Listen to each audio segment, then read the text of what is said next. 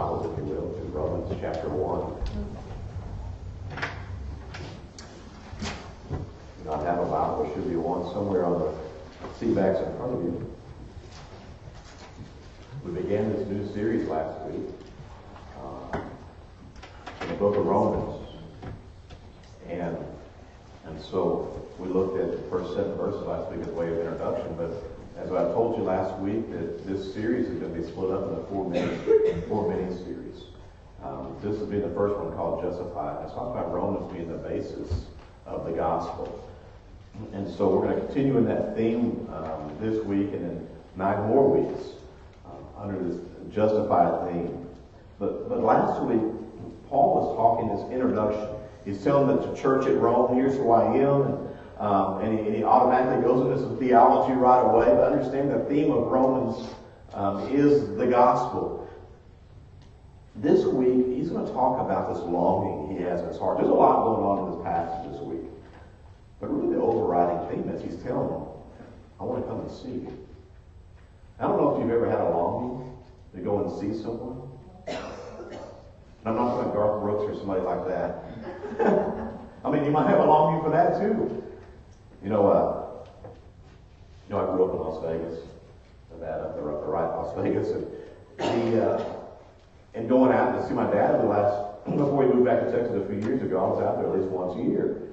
And I'm sorry to tell a Garth Brooks story right here. Just pray for me. And so after Garth had retired, he started doing this private show in Vegas at the Wynn. And I was out there preaching a Bible one time, and I had a day off, and I thought, I'm going to go see Garth. Then I realized it's like 3 years out to get tickets. Or something crazy like that. So I never did see him, but I know he's going to be in Lubbock soon. But I'm way off subject, okay? I'm way off subject. I'm confessing sin all in front of you. But the point is this, that sometimes we have a longing to see someone. And when I was a child, I told you I grew up with my parents for a brief time. As really young, shortly, as a toddler, I went to live with my grandmother because of our dysfunctional family situations. I went to live with my grandmother and lived with her until my parents divorced. I was in kindergarten and moved with my mom. Lived with my mom a couple of years, and she was sick her entire life. And so I had to go live with my dad in Las Vegas from about the 2nd, 3rd grade on. Moved twice, but in 3rd grade on I was there for good. And so twice a year I get to see my mom and my sister. And that was a big deal. Okay, I would fly from Vegas as a small child during Christmas time to see my mom and my sister. Then also during the summer for a few weeks. And as that got closer, there would be a developing a longing to see my mother. Every child needs her mom. And so there would be a longing in me to see my family or see my mom, my sister, and to see Texas, by the way. But, there was a longing in me in that. And so the closer it got, the greater that longing would be. And, when you get on the plane and you're super excited and you get there, and there would be. Used to you could wait at the gate for people, right? Okay, this was before 9/11 when everything changed the airports. And so, when I got out of the plane, out of the entry there, whether it was in Austin or Dallas where my mother was living, at the time, there they were. But there was this great longing. And see, nowadays, we miss some of the longing because we have what? Cell phones, right? We can text each other, right? We can Skype, we can FaceTime, we can do all these things. This week I talked to Trevor in South Africa.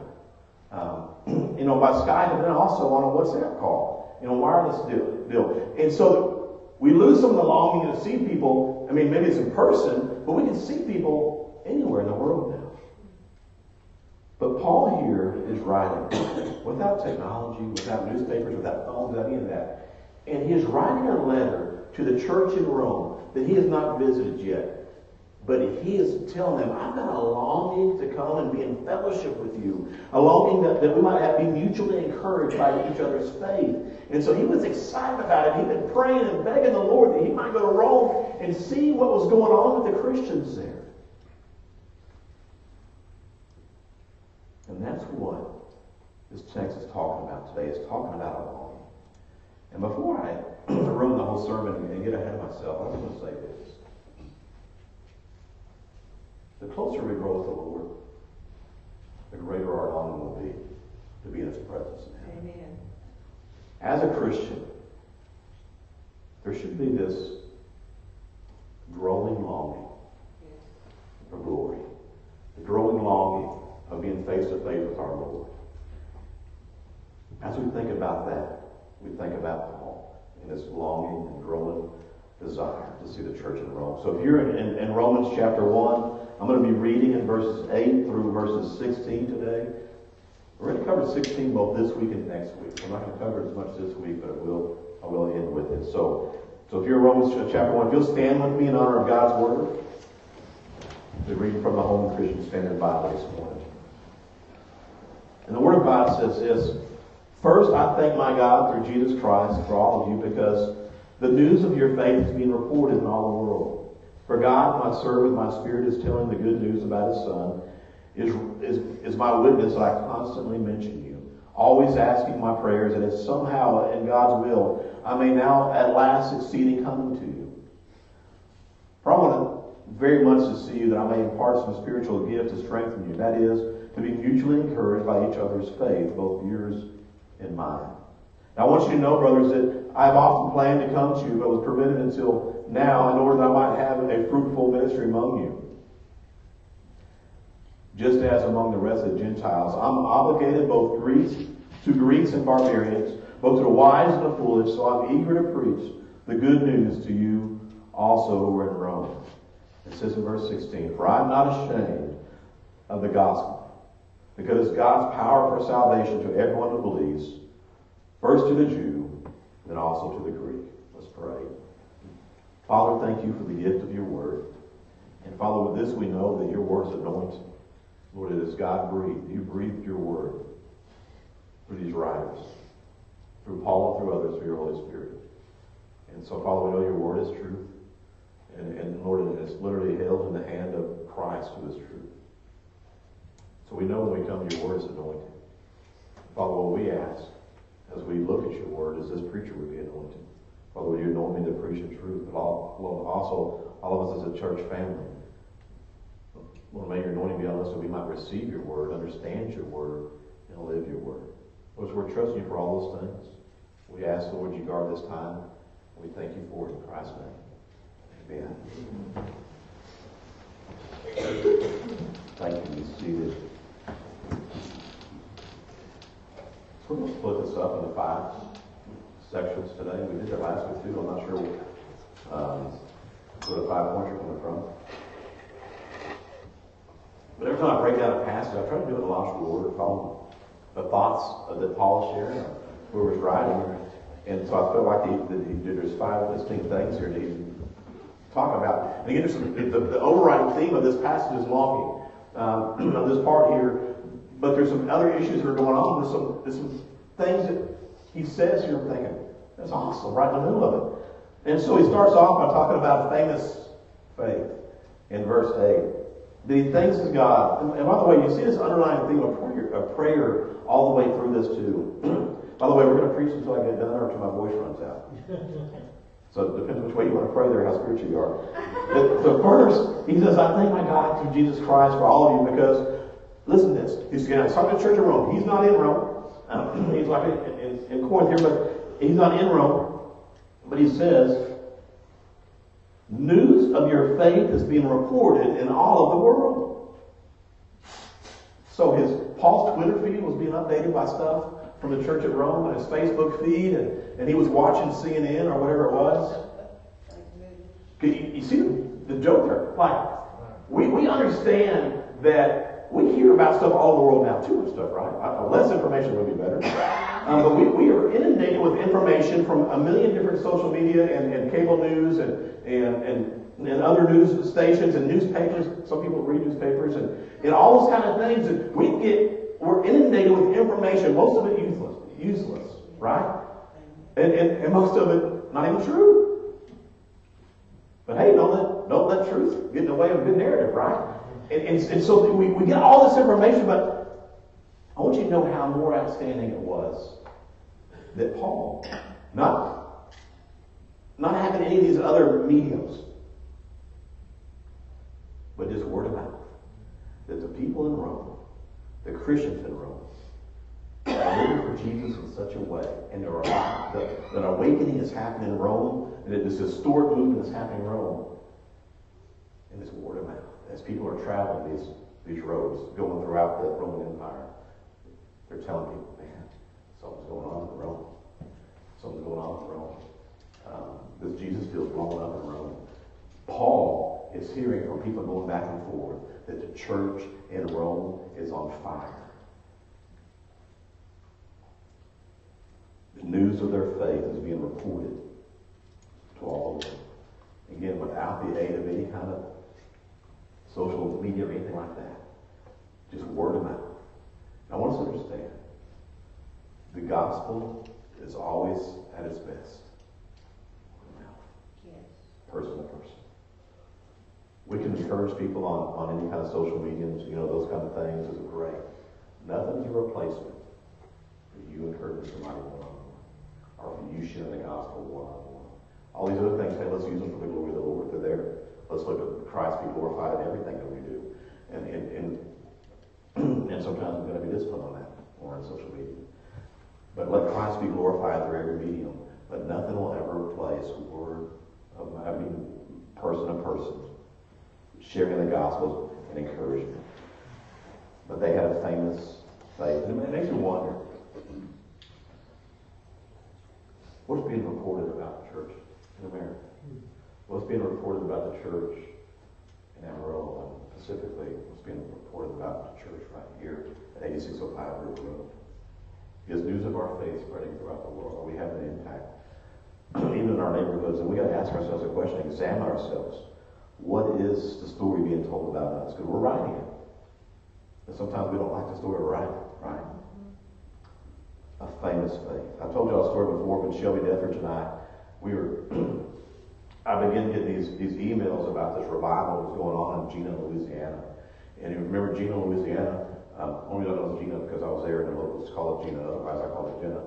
But in that town is where they some students had hung a noose. There's some racial strife going on between some whites and blacks in Gina. And some students had hung a noose on a tree back where some black students were to be eating their lunch. And it caused a huge uproar, and some Jesse Jacksons and some other political figures showed up in town. They were leading marches. And it was really made a huge divide in that town. In the midst of all that, a church starts having a revival. Scheduled revival meetings at Midway Baptist Church in Gina. It had an interim pastor. They didn't have a pastor. They were about to call a pastor named Brad Bunning. But at this point, this interim pastor who worked for the state convention is holding these meetings. The local newspaper editor is a music leader for these meetings. And the meetings wouldn't end. They went Sunday through Wednesday like you do nowadays. Thursday, the people still wanted to meet. Friday, the people still wanted to meet. The next week, people still wanted to meet. It's like 3 weeks in, I'm reading these stories. I'm hearing the faith that's going on there. And so I called the guy. Go ahead. What's going on? I'm like, is this a legitimate revival? What's going on? And he said, it's the realest thing I've ever seen. So I called some pastors and said, hey, if we can drive to Louisiana and check this thing out. Is this a move of God? I want to see it. And everybody had to get a haircut or, brush their teeth that day. So nobody wanted to go. So me and Shelby loaded up, and we were broke, didn't have anything to do. So I thought, okay, well, our wives packed us some ice chests full of food, and we were going to sleep in his van in Louisiana. So we off we went. We get there just in time for the service at night, and we spent a few days there witnessing what was going on. But the reason we went is because the news of what was going on in this town, this supernatural revival that was going on in this town, was being spread throughout this area. Each one of us, as we serve the Lord, our goal is not to have famous faith. Our goal is not for the whole world to hear about what we're doing. Our goal is to glorify the Lord and to be faithful. And sometimes when we glorify the Lord and we're faithful, then God does something. And that's what was going on in Rome. And so we look at verses 9 and 10 now. That not only the famous faith, but we're going to start talking about Paul telling the good news. And he says this, for God, whom I serve with my spirit, is telling, let me reread that a second. Holman translates this very later. But he says this, for God, whom I serve with my spirit, in telling the good news about his Son, is my witness. Now, what he's saying is this. The God whom I serve by sharing the gospel. That's what he's saying. That telling the good news is what I do, Paul says. The God that I serve him through sharing the gospel. Paul makes a statement here, and it's kind of an aside statement. He's saying, that God who I serve by telling people about Jesus knows he's my witness. That I'm, literally what he says in the sentence here, he says, watch this, he goes, I'm his witness and he's my witness. That's what he's saying here. I'm his witness about Jesus, but he's my witness. Listen, I've been praying for you. I've been talking to people about you. I've been praying that I would come see you. Paul's life was singularly focused on sharing the gospel. That was a passion of his life. That's who he was. That in every avenue, in every circumstance, in every opportunity, that he wanted to share the gospel. Whether that was to a group of philosophers, whether that was in front of kings and rulers and judges, whether that was in a synagogue that he was kicked out of, whatever the context it was, he shared the gospel. Whether it was down by a river where he met Lydia, he shared the gospel. And church, our calling is no different. We too must serve the Lord by sharing the gospel or the good news of Jesus Christ. Gospel and good news are interchangeable. That's what it means. That is the purpose of the church, is to spread the good news of Jesus Christ. God has chosen to spread his message through his children and his children of the church. So he says that the God that I serve, through telling the good news about his son. And then he makes a statement in verse 10. Always asking in my prayers that he might go see them in his God's will. But he says this, always ask my prayers. He's now twice, he's already mentioned prayer here. He's making a point that we need to capture. Prayer is the greatest work of every Christian. I want you to think about that for a moment. Is evangelism the greatest work? What is the greatest work? But ultimately, prayer is the greatest work of every Christian, because in prayer, we find our power and our purpose to serve the Lord. So we serve the Lord through sharing his gospel, we serve the Lord through exercising our gifts, we serve the Lord through edifying the body, these kind of things. But ultimately, prayer is where we find our purpose and our power. It is what connects us with the Lord. And so every great work begins with great prayer. And so whether it's teaching a Sunday school class, whether it's going on a mission trip, every work of the Lord should be birthed in prayer. And Paul is talking about this here. He's hearing about what's going on there, and he's excited about it, and he wants to go there, and he says, listen, I serve the Lord by sharing the gospel, but he's all the way through it, he's talking about a prayer. That I'm praying, I'm constantly mentioning you. That I'm asking God that I might come to you. So until the good news, he understands it is through prayers that he's been sharing. Now in verse 11 and 12 it says this, that there's a mutual encouragement that's taking place. He desires. For I want very much to see you, that I may impart to you some spiritual gift to strengthen you. Paul's just saying this basically. I want to use how God has gifted me to be a blessing to you. Let me share with you a verse real quick. We talk about spiritual gifts a lot in the church. When we do spiritual gift inventory, I say we talk about the church generic now. These spiritual gift inventories, a lot of them which miss one of spiritual gifts. The definition of the spiritual gift happens in 1 Corinthians 12, where Paul is talking about gifts. He's talking about the misuse of gifts. He's talking about here's what gifts should be. And in chapter 12 of 1 Corinthians verse 7 it says this, the manifestation of the Spirit is given to each person. Now, he's talking about spiritual gifts. God has gifted you for this reason, to produce what is beneficial. Now the King James says, to profit all. So understand this. The point of God's gifting in our life is to bless others. Okay? That's what Philippians chapter 2 is talking about. Talking about the idea is that look out not only for your own interests, but also for the interests of others. The Christian life is an others-focused life. It's about the Lord, it's about others. About edifying the body of Christ and evangelizing those without Christ. And so that's what's going on. And so Paul is saying that I want to impart some spiritual gifts to strengthen you, that I want to use how God has gifted me to be a blessing in your life. And you say, Lord, how can I be a blessing to others? How has God gifted you? And how God has gifted you is how He wants you to be a blessing to others. And so in your gifts, in your talents, and all these things, use those uniquely for the glory of the Lord. I've used BJ as an example before. He's a good example. Thank you. He's a good example. Oh, thank you. I was worried where that was going, BJ. Now, but when we bought that field and outside of Lilongwe, Malawi, in Africa there, when we bought that field, wanted to use it for farming and stuff. But we also bought that field in ignorance. We didn't know how to do it. And when BJ went with us this last August and saw that field, one of the things BJ did was instruct, here's what to plant to replenish the soil. Here's what to do. Here's how. And he instructed them, the guys there in that church, here's how we're going to do this.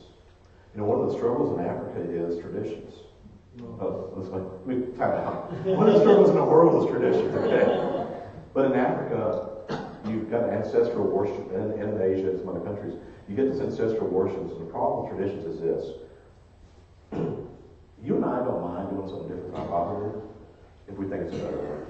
Because we don't think we're insulting our ancestors by doing so. Most of us.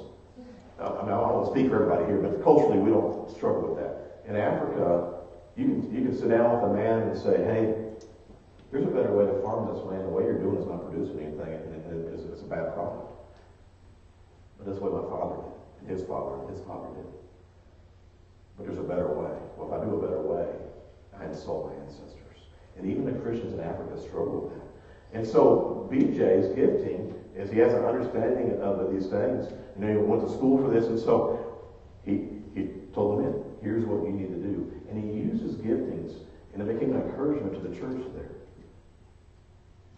And also in John's person, things we've done there. And so the issue is this: how has God gifted you? How are talents?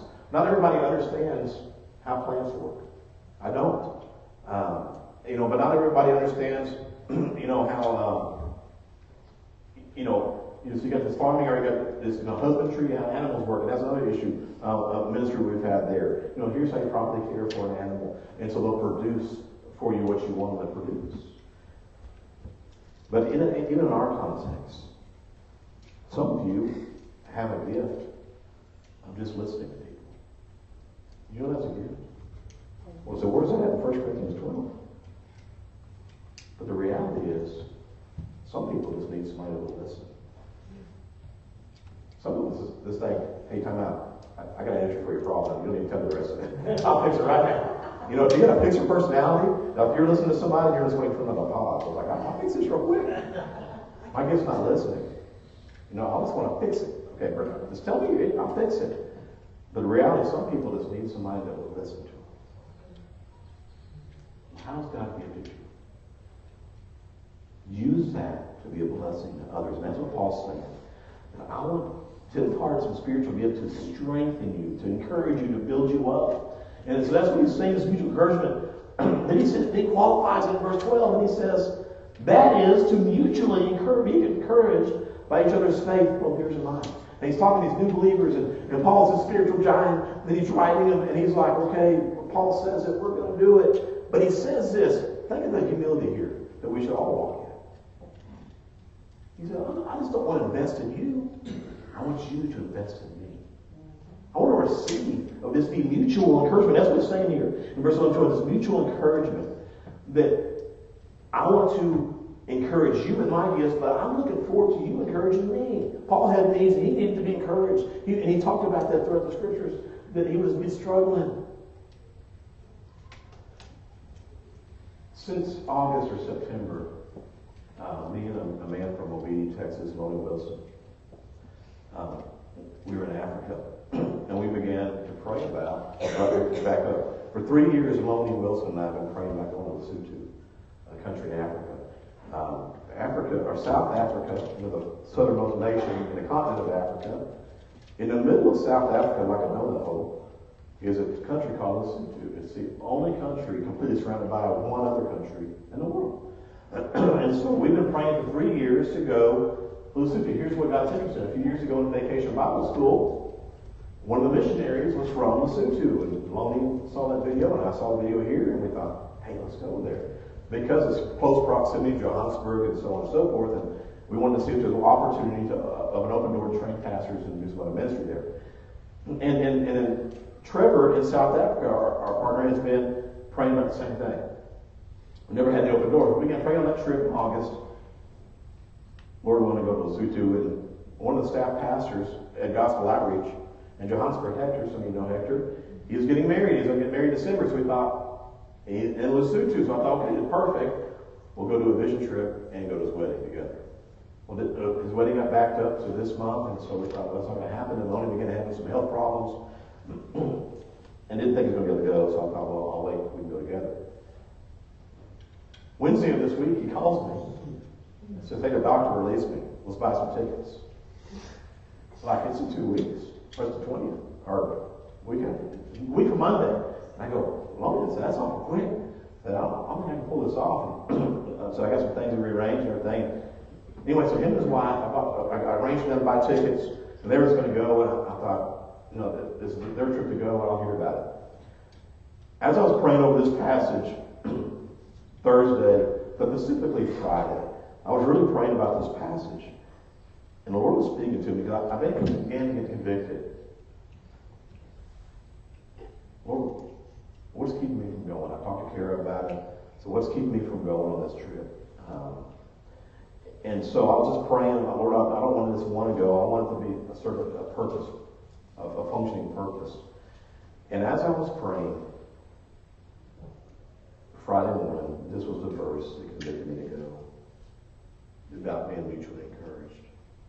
Listen, I want to go to Hector's wedding. I want to go to Lesotho, and we know a church planter there that we want to meet with and talk about, can we come and train pastors, and so on and so forth. And also, Chris is going to go to Africa this summer, so I want to go meet with a couple of orphanages face to face and talk about service opportunities and talk about this would be a great opportunity to do that.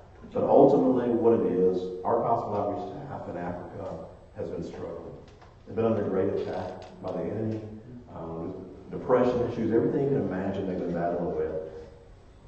And the Lord clearly convicted me reading this passage on Friday. You and Lonnie Belly need to go for one reason, and that's to be encouragers. And so, a week from tomorrow, I'll be flying to Africa for that purpose. But I also realize that encouragement is mutual. I want to go and use gifts to invest to the staff there and to love on the people there. But I also know the Lord's going to use that in my life. And so there's a mutual encouragement. So think about your life. How is God using your life to encourage others? Or is God using your life to encourage others? Are we being intentional about that? And so it's something we've got to be intentional about. Lord, use my life as an encouragement, as a blessing to others. Use the gifts and the talents you've given me to build others up, to be a blessing to others. And here's what happens. It just happens that when you are being a blessing to somebody else, that God will bless you through it. Yes. And it just happens. You don't have to seek that part of it. Your job is, Lord, I just want to pour my life out into others and to try to be a blessing. Paul recognized the idea of that, and it was mutually encouraging. Let's look at verse 13 through 15. He says again, I want you to know, brothers, I plan to come there. But was prevented until now, in order that I might have some fruitful ministry among you. He wants to, again, minister there, encourage them, be a blessing to them, use his gifts here, just as among the rest of the Gentiles. And he says this word. I have 2 words to catch here. One in verse 14, one in verse 15. He says, I am obligated, both to the Greeks and barbarians, both are wise and foolish.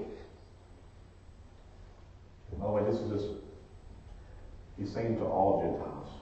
That's what he's saying. Everybody. There's a culture that we understood being a Greek culture, but not everybody's part of that culture. So he's capturing everybody here. Then he says, I am eager. He says, I'm obligated and I'm eager to preach the good news to you also who are at Rome. So he says, I'm obligated and I'm eager. I want to look at 1 Corinthians 9 just for a moment. Just for one verse, actually. About this idea of being obligated. He says in 1 Corinthians 9, verse 16, if I preach the gospel, I have no reason to boast, because an obligation has been placed on me. And woe to me if I do not preach the gospel. Paul says this, that preaching the gospel is an obligation, is a calling in my life, a passion in my life. And he literally says, woe to me if I don't do what I've been called to do. Paul believes so strongly in serving the Lord through sharing the gospel that he thought it was detrimental in his life. He said, I'm obligated. But we understand there's a difference between obligation and eagerness, right? Right? When Joshua Allen, he's our trash taker out of the house. That's his obligation. I've never seen him eager about that. Not once. And when Joshua's not home, I'm the trash taker out. And I'm never eager about that. But the reality is we understand obligation. Like the guy that said that he worked because he liked to. He liked to eat. He liked the house. He liked money. Okay. So sometimes we're obligated, like we go to work out of obligation. So I got to do this. There's a difference between obligated and being eager. And the Lord wants us to serve Him with eagerness. He wants the church to serve Him with eagerness. So we've got a passion. Now, listen, we do have an obligation. I want us to understand that. He calls the church to serve Him. He calls the church and gives the church to glorify His name, to spread the gospel of Jesus Christ. And so we're obligated, but there also needs to be eagerness. And see, that eagerness comes out of a relationship. Okay? That daily, as I go before the Lord and as I pray, but also as I serve, it creates an eagerness. So the closer I am with the Lord and the more I serve, the more eager I become. And so that's what it's talking about here, that he's got an obligation. He recognizes, woe is me if I don't do what the Lord has called me to do. But he also says, I am eager. And here he brings in what he's called to do. I'm eager to preach the good news, the gospel, to you also who are in Rome. He was obligated and he was eager. What if we became so passionate about the Lord that we began to share our faith not out of obligation, but out of eagerness? That was Paul. And so we finish with what he was sharing about in verse 16. And we'll pick up verse 16 in a fuller way next week.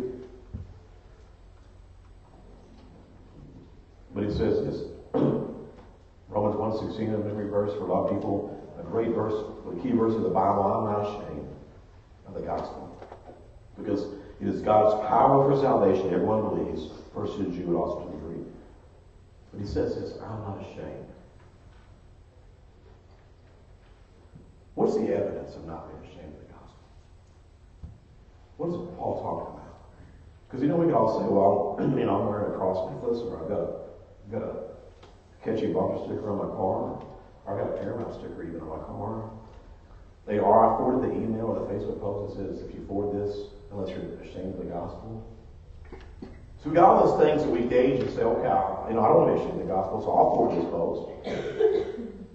Listen, Paul's evidence of not being ashamed of the gospel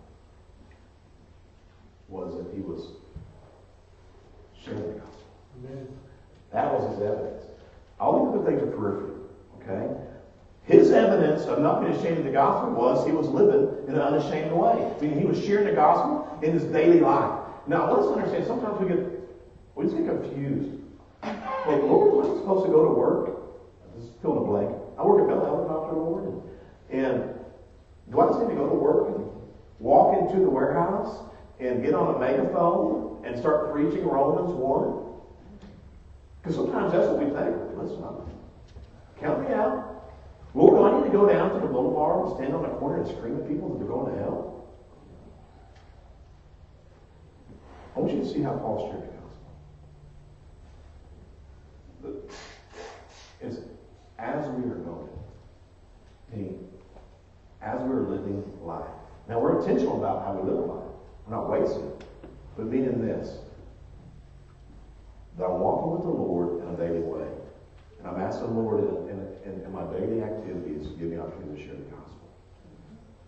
Listen, sometimes that's gonna maybe share a track with somebody. Sometimes that's gonna be where or sometimes it's gonna happen little by little over a relationship. See, it happens in different ways, but ultimately it's this, that as I'm living my life, I'm looking for opportunities at work, at the store, in the neighborhood, or family. And it's this way. Sorry. First of all, what I'm saying and how I'm living are the same. Second of all, as opportunities present themselves, and here's the prayer, Lord, if you open the door, open my mouth. As opportunities present themselves in the break room, and we walk through. Bobby talks about, Bobby's working at Walmart on 45th and Culture. And as he's been living a gospel-centered life in front of the people at Walmart, here's what happens. When somebody's having a life crisis, you're going to talk to Bobby. So I'm living the gospel in front of these people, looking for opportunities to share the gospel with them, and share biblical truths with them. But then what happens is, as I'm living that life and sharing biblical truths, people begin to be drawn to you, saying, listen, my life's all messed up. I don't know what to do. Who are they going to? The person who's living the gospel. And so what I'm saying is this, it's not always a preaching or this stopping everybody and hollering out. But it might be starting a Bible study at your school. It might be starting a Bible study at Walmart, which they've done. It might be, a million different ways. But ultimately, I'm saying this, that I am living my life in the gospel, and it's flowing out in many ways. And that's what Paul's saying about everything he did. He had a gospel mindset. I'm not ashamed of the gospel. I'm living it out in everyday life and in every way that I can. And why? Because it is God's power for our salvation. There's no salvation outside the gospel of Jesus Christ. And he says, it is God's power for salvation. And again, we know that word dunamis is dynamite. It is explosive power for salvation to everyone who believes. First to the Jew and also to the Greek. That was a message Paul was living, and that was the message that Paul was longing to go and share with those that were in the room. So the gospel is simply this. The gospel that Paul so lived his life for was simply this. God sent his son, Jesus Christ. He came from heaven to earth. He was born of a virgin. We call Mary. He lived a sinless life. And he died on a cross. Not as a surprise act, but as something that God had planned from the foundations of the world. That he died on the cross to become the payment or the penalty or the punishment for our sins. Because our sins had separated us from God the Father. Our sin had started in Adam.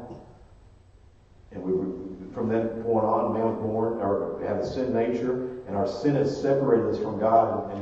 And Christ came to pay the punishment, the penalty for that, and that we might be redeemed, repurchased, if you will. And Christ died on the cross, was buried, rose again on the third day, and through that resurrection, he is victorious over sin, victorious over death, and he alone can offer salvation to the world. Amen. And so the message Paul is saying, sharing was this: whoever calls upon the name of the Lord, he says in Romans 2:13, will be saved. We place our faith in what Christ has done. We surrender our lives to him. And then we serve him in a manner that glorifies him.